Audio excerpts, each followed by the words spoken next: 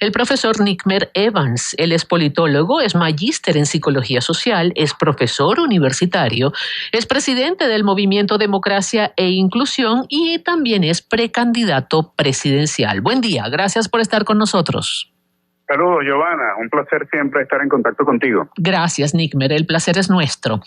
A ver, ¿cómo definirías el momento actual? Ya aparentemente hay un reglamento para elecciones primarias, ya aparentemente hay una fecha, aunque sea tentativa, para elecciones primarias. Nicolás Maduro ha puesto sobre la mesa la posibilidad de adelantar las elecciones presidenciales. Hay también en el ambiente una propuesta de que el candidato de la oposición o de la Venezuela opositora sea elegido por vía de consenso y no por elecciones primarias. ¿Cuál es la posición del Movimiento Democracia e Inclusión? Nosotros desde un principio hemos apoyado la necesidad de que se desarrolle en Venezuela unas primarias como consecuencia de la ausencia de una instancia de articulación de la oposición que sea representativa o que tenga legitimidad. Siempre hemos creído que el consenso es una extraordinaria herramienta, pero el consenso se da cuando hay condiciones para poder desarrollarlo. En Venezuela en este momento no hay condiciones para desarrollar un consenso. ¿Cuáles tendrían que ser esas condiciones? Mira, en principio que haya una instancia con legitimidad. Y aquí, lamentablemente, en este momento ningún liderazgo de la oposición es legítimo porque la ausencia de participación electoral en los últimos actos electorales no ha permitido generar ningún tipo de referencia para poder tener alguna medición de cuál fuerza o cuáles actores políticos tienen mayor representatividad que otros o mayor preponderancia que otros. Por eso la primaria se convierte en una instancia fundamental para la relegitimación de la conducción política de la oposición. Y en ese sentido, pues aunque aplaudimos que haya un borrador de reglamento para las primarias que debe ser aprobado por la Comisión Electoral Nacional que está por designarse, sin embargo, bueno, también hay algunas observaciones en relación al método de cómo incluso se elaboró este reglamento. Porque, por ejemplo, Giovanna, yo soy precandidato presidencial, mi organización me postuló, nosotros estamos en comunicación con la plataforma unitaria, no tenemos un puente abierto de comunicación con Omar Barbosa, al punto de que él me informó sobre la posibilidad de la postulación de miembros para la Comisión Electoral y nosotros hemos postulado nombres para la Comisión Electoral. Ahora, ¿por qué se dice que ese reglamento fue ampliamente consultado? Si nosotros nos enteramos por medio de las redes sociales y después por medio de un portal de noticias que se atrevió a publicar el borrador que se filtró. Hay irregularidades que se están cometiendo, con las cuales definitivamente no podemos estar de acuerdo aunque seamos los mayores defensores de las primarias, porque una cosa es ser defensor de las primarias y otra cosa es ser defensor de un método que no se está aplicando de manera adecuada para poder facilitar que todos aquellos que no somos parte de la plataforma unitaria sintamos que hay un ejercicio verdaderamente transparente de desarrollo de las condiciones para poder participar. ¿Y hay algo en el reglamento con lo cual ustedes no estén de acuerdo? Sí, claro, son varias además las cosas en relación con el tema de la propuesta a nivel del reglamento con las que tenemos observaciones. Hoy haremos, por cierto, una rueda de prensa, pero te adelanto algunas cosas. Por ejemplo, nosotros hemos planteado por escrito que este proceso debería escoger a la dirección política de la oposición. Eso no se toma en cuenta, solamente se habla de la escogencia del candidato presidencial. Además se abre las puertas, por ejemplo, para que se cobre la inscripción de los candidatos que vayan a participar. ¿Se cobre? Sí, correcto, porque se habla en uno de sus artículos de la posibilidad de una cierta colaboración económica con la que estamos de acuerdo por parte de quienes vayan a participar, o una colaboración, una contribución, así sea material, para el desarrollo de unas primarias que sin duda alguna van a tener un costo importante, pero se deja entrever la posibilidad de que se cobre la inscripción, tal como se hizo en algún momento en alguna otra primaria de oposición. Y bueno, con esto en verdad creemos que no estamos de acuerdo, que esto debe revisarse, que la Comisión Electoral debe revisar profundamente cuáles son estas condiciones, porque si una de las condiciones es tener mucho dinero para poder participar, pues entonces esto es Esto es una cosa bastante contradictoria. Claro. A ver, no queda claro el tipo de campaña y los gastos en relación con el tema de campaña, aunque se habla de austeridad. Sin embargo, se habla de poder colocar pendones, pancartas, y nosotros en verdad estamos convencidos que este es un proceso de primarias y un proceso de campaña que sería ofensivo. El despilfarro de recursos ante una crisis nacional, pensándola como una campaña normal, una campaña casi circense. Pero ¿y cuándo los partidos políticos en este país han estado conectados con la realidad nacional, Nísmer? O sea, eso no sorprende a nadie. Te digo una cosa, es hora de que lo estén, y si no lo están, por lo menos nosotros como organización política lo estamos.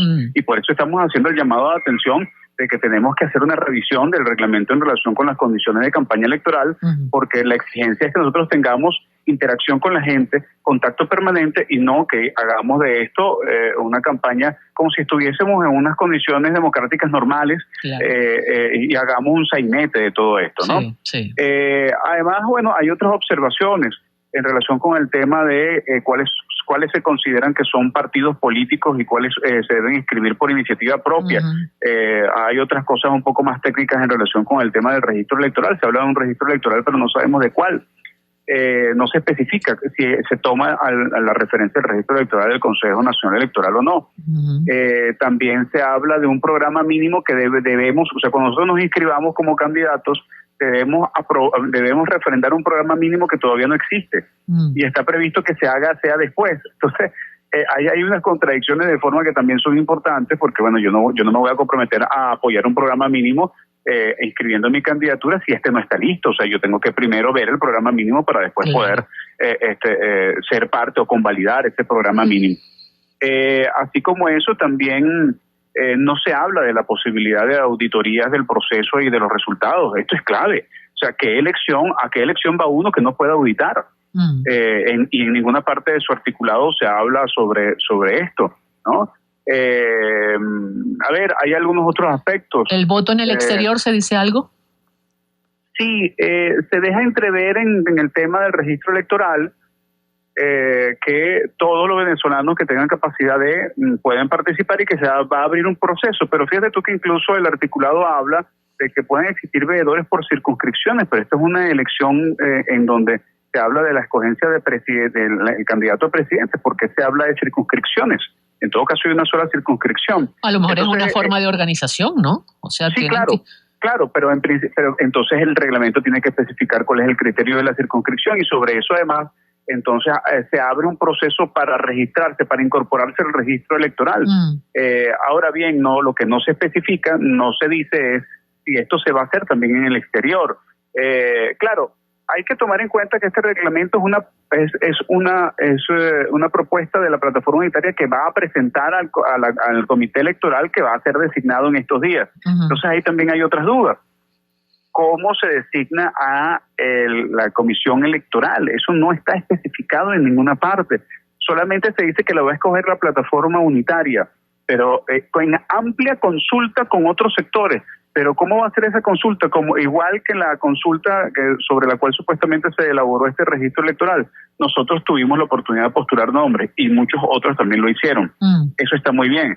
Pero ahora el tema es cuál es el baremo, cuál es el criterio para la escogencia y cómo va a ser esa consulta más allá de la plataforma unitaria. Hay muchas incertidumbres. Insisto que todo lo que estamos nosotros planteando es en la mejor lid de que las cosas se mejoren y se hagan bien, Johanna.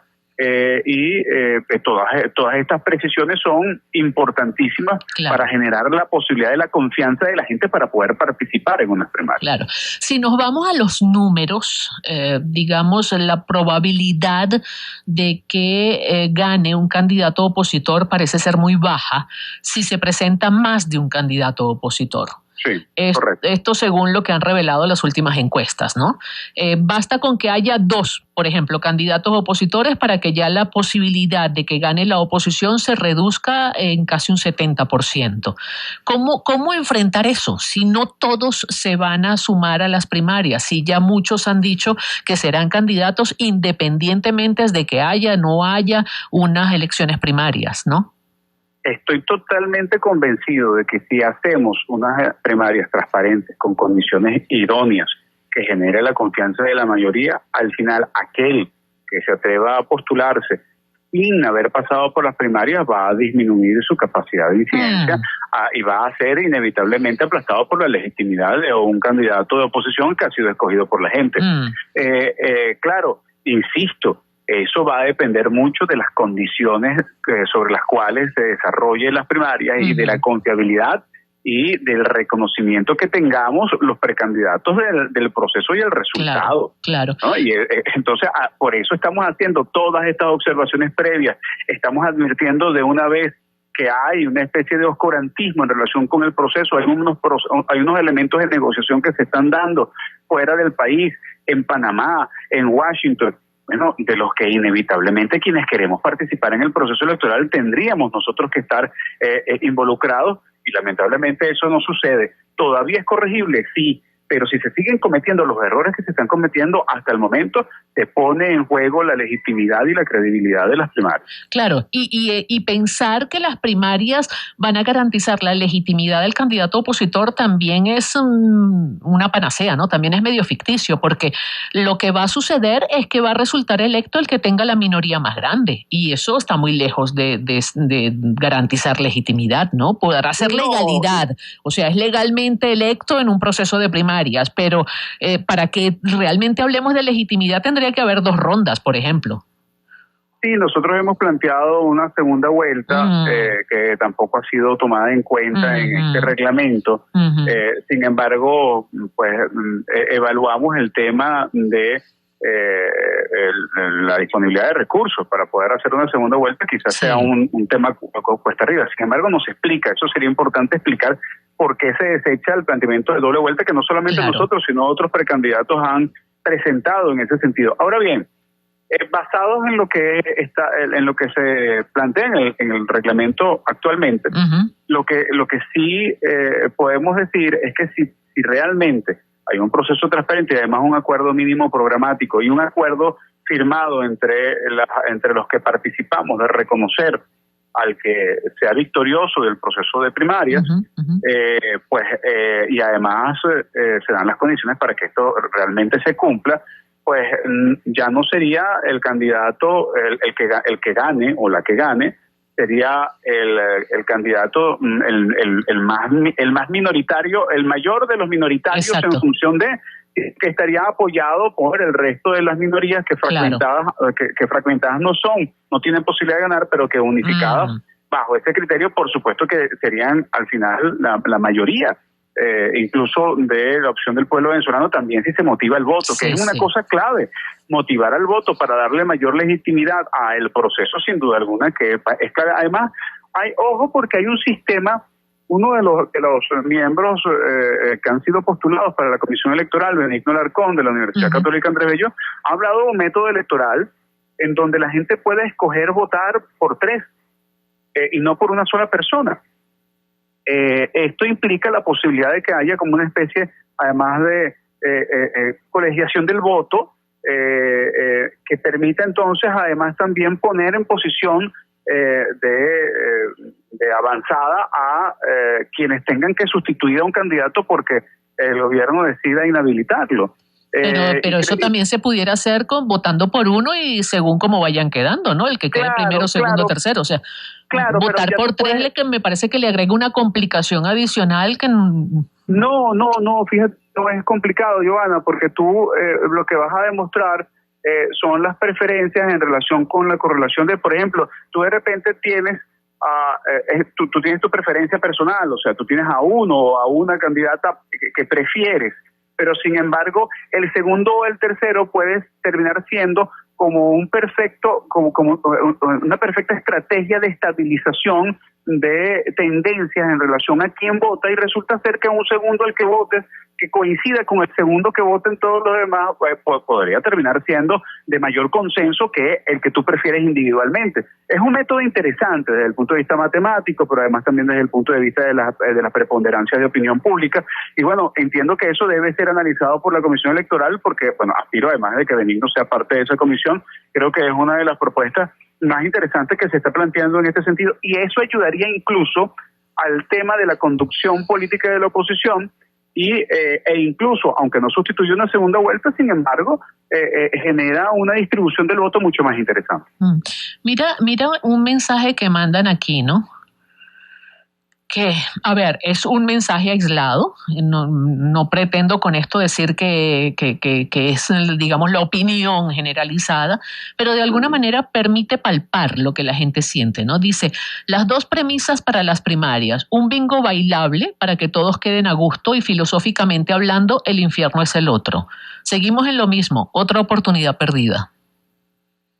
Sí, bueno, hay varias tendencias de opinión pública que intentan descalificar la primaria además desde las visiones más extremas, ¿no? O sea, ¿para qué hacer unas primarias si ya el gobierno lo tiene todo listo para poder controlar el resultado electoral?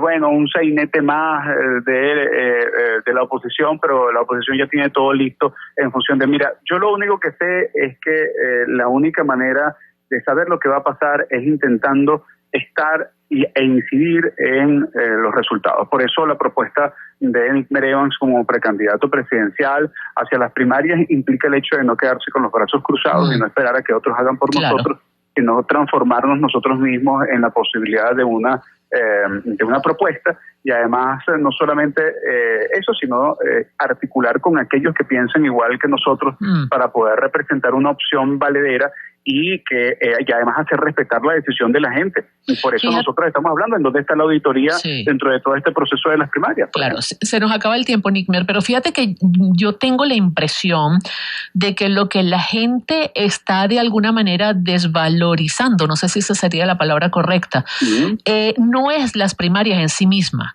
sino las agrupaciones políticas y el liderazgo político opositor en Venezuela, que es el que está organizando las primarias. Claro. Porque hay tal nivel de desconexión, lo que hablábamos hace unos minutos atrás, entre las agrupaciones políticas y los problemas de los venezolanos, que hace que el venezolano no se sienta representado por ninguna de esas agrupaciones políticas. Entonces, todo lo que surja de esas agrupaciones políticas, pues no tiene sentido, no tiene valor prioritario para la población. Seguro, Giovanna, pero también entonces tenemos que tratar de ver el panorama lo más amplio posible. Claro. No me gusta nada de lo que está, pero resulta ser que está surgiendo una alternativa, una alternativa que está creciendo, una alternativa que empieza a reflejarse en las encuestas, una alternativa que está planteando algo distinto, que hace señalamientos asertivos en relación con lo que está pasando de un lado y lo que está pasando del otro. Bueno, y la opción entonces es sumarse, no meterlo en el mismo saco. Eso es lo que tratamos de representar nosotros. O sea, ya algunas encuestas nos empiezan a colocar entre un 3 y 5%, o sea, una alternativa que no tiene ni siquiera recursos para hacer campaña, pero lo que estés diciendo es la verdad. Claro.